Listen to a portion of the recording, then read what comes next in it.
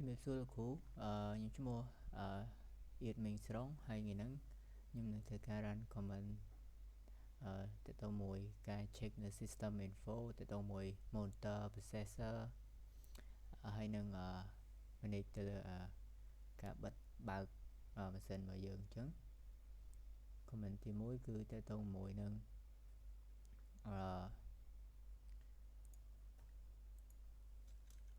LS CPU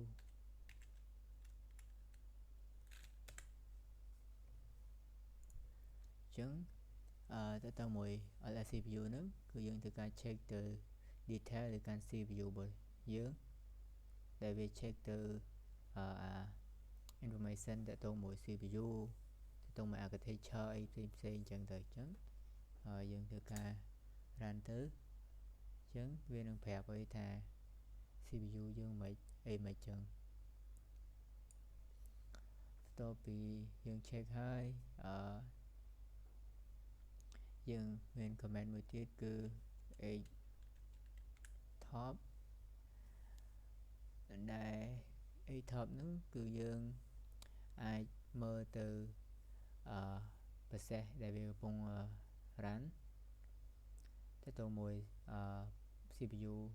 ការប្រើប្រាស់របស់យើងហើយនឹងmemory ដែលយើងប្រើអីចឹងទៅ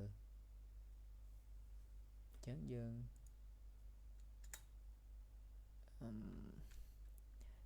top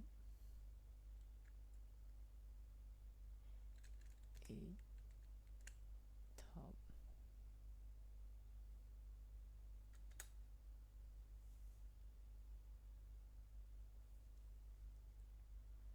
ើយចរន្តខុសអញ្ចឹងវា run អត់ដើរប្រហែលជាអត់ទាន់បានហើយ install វាអញ្ចឹងបងខ្ញុំធ្វើការ apt update sudo apt update password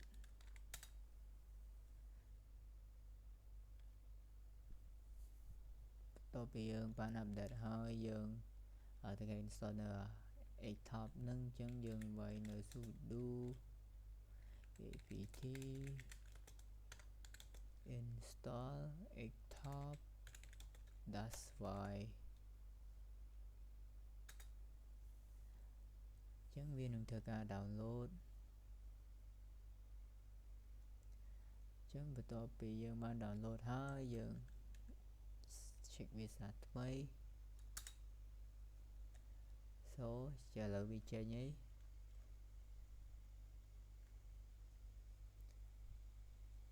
ដែលយើងអាចមើលតកតងមួយនឹងrunning process របស់យើងនឹងតកតងមួយ CPU ដែលយើងប្រើតកតងមួយmemory ដែលយើងប្រើអញ្ចឹងទៅអញ្ចឹងដើម្បីចេញវាវិញគឺយើងចុច Q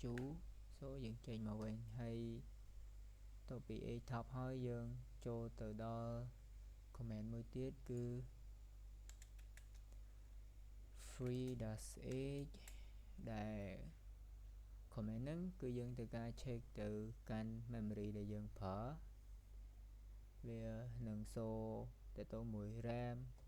ទៅទៅមួយអីចឹងទៅអញ្ចឹងយើង run វាអញ្ចឹងនេះគឺវាតកតងមួយ RAM មួយអីរបស់យើងអញ្ចឹងបន្ទាប់ពីយើង run អាហ្នឹងហើយយើងក៏មាន comment មួយទៀតគឺ df -h ដែល df -h ហ្នឹងគឺយើងមើលទៅលើ disk ដែលយើងកំពុងប្រើហ្នឹងដែលវានឹងធ្វើការ display នៅ file system ហើយនឹងអីដែលវាកំពុងប្រើហ្នឹងហើយនឹង available space ចឹងទៅយើង enter នេះគឺវានឹងប្រាប់យើងហើយបន្ទាប់ពី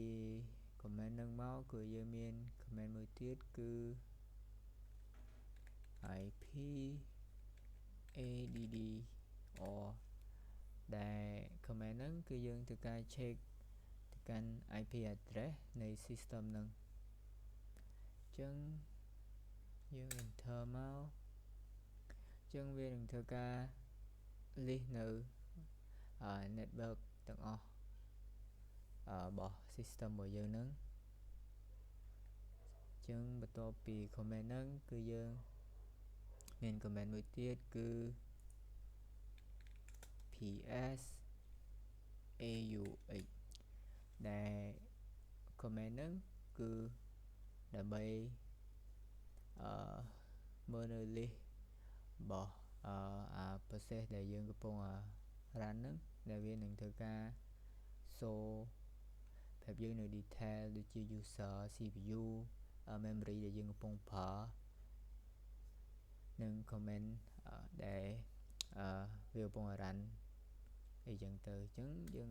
ចុច run វាទៅអញ្ចឹងវាមានច្រើនអញ្ចឹងបន្ទាប់ពី comment ហ្នឹងយើងក៏មាននៅ comment មួយទៀតគឺ kill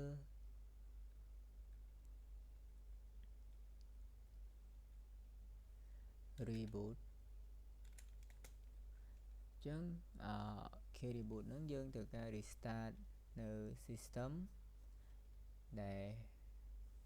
អញ្ចឹងយើងត្រូវការ run វា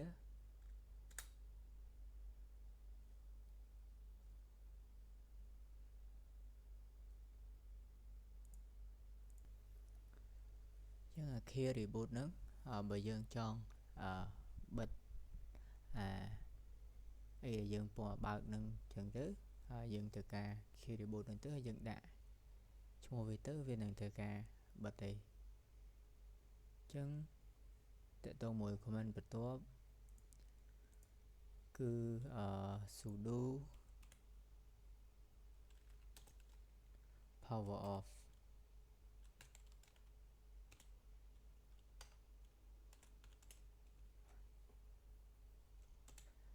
ដែល comment ហ្នឹងវានឹងធ្វើការ shut down នៅ system របស់យើងហ្នឹងអញ្ចឹងវីដេអូមានតែប៉ុណ្្នឹងជំរាបលាលោកគ្រូ